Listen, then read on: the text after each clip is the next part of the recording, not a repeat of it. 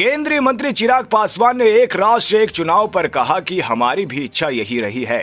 मेरे पिता रामविलास पासवान की सोच रही है कि एक साथ चुनाव होना जरूरी है। जब हर दूसरे तीसरे महीने देश के किसी न किसी राज्य में चुनाव होते रहते हैं तो इससे देश पर आर्थिक बोझ पड़ता ही है। साथ ही जिस तरह से एक जगह से दूसरी जगह मशीनरी की तैनाती के लिए व्यवस्था करनी पड़ती है उसमें काफी समय बर्बाद होता है। जब आचार संहिता लगती है तो विकास कार्यों की गति रुक जाती है। व्यवस्था को सुचारू रूप से चलाने के लिए जरूरी है कि एक साथ चुनाव हो।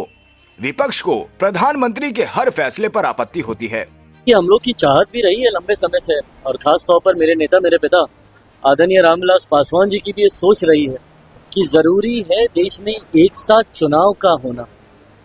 एक के बाद एक अलग अलग राज्यों में जब चुनाव होते हैं, अभी हम लोगों ने देखा 5-6 महीने पहले ही लोकसभा के चुनाव संपन्न हुए। उसके ठीक बाद हम लोग हरियाणा और जम्मू कश्मीर के चुनाव में व्यस्त हुए। उसके बाद झारखंड और महाराष्ट्र के चुनाव, अब हम लोग दिल्ली के चुनाव की तैयारी कर रहे हैं। इसके बाद बिहार के, फिर असम के।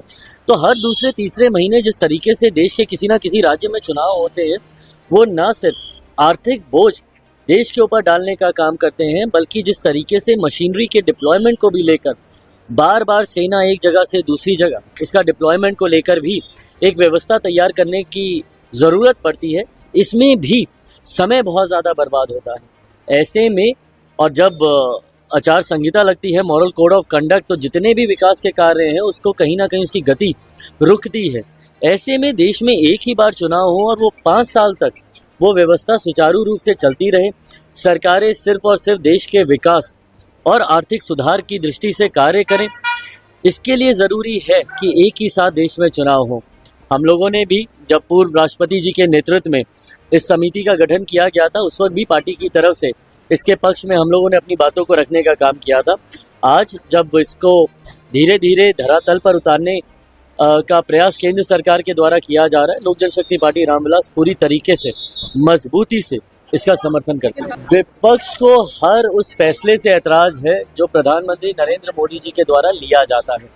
मैं चाहता हूं कि विपक्ष इसके मेरिट पे चर्चा करे, बताए कि क्या ऐतराज है, क्यों ये सही नहीं है। एक तरफ जो उन लोगों की बातें हैं कि भाई इससे छोटे दलों को एक साथ चुनाव, आज की तारीख में देश की जनता इतनी जानकार है कि वो 2 राज्यों के चुनावी संघीय ढांचे को बखूबी समझती है। लोकसभा के साथ जिन राज्यों में चुनाव हुए, आंध्रा उसका उदाहरण है, जहां वहां पे लोकसभा के परिणाम कुछ और थे और राज्य के परिणाम वहां पे कुछ और आए।